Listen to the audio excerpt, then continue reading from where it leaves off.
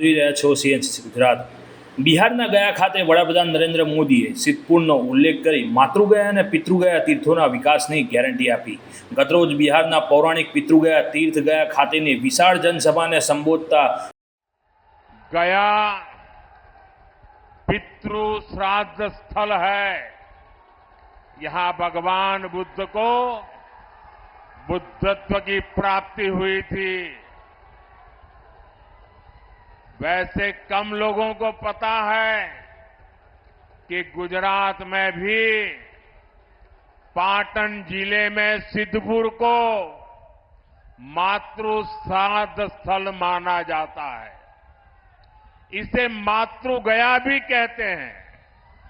जैसे यहां पितृ गया है, गुजरात के सिद्धपुर में मातृ गया है।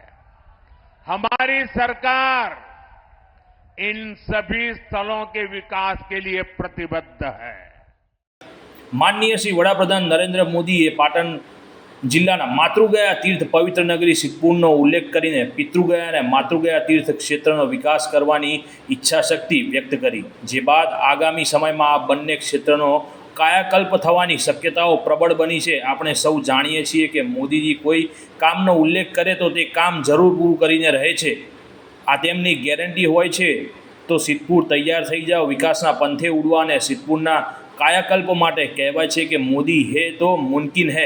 માતૃગયા તીર્થના વિકાસનો મતલબ માળખાગત વિકાસ અને તેના થકી આર્થિક વિકાસ, નવા વ્યવસાયોની નવી તકો અને નગરનું નવું અવલૌકિક અને આધુનિક રૂપ। આશા રાખીએ કે આ સ્વપ્ન જલ્દી ધરાતલ ઉપર ઉતરતા જોવા મળે।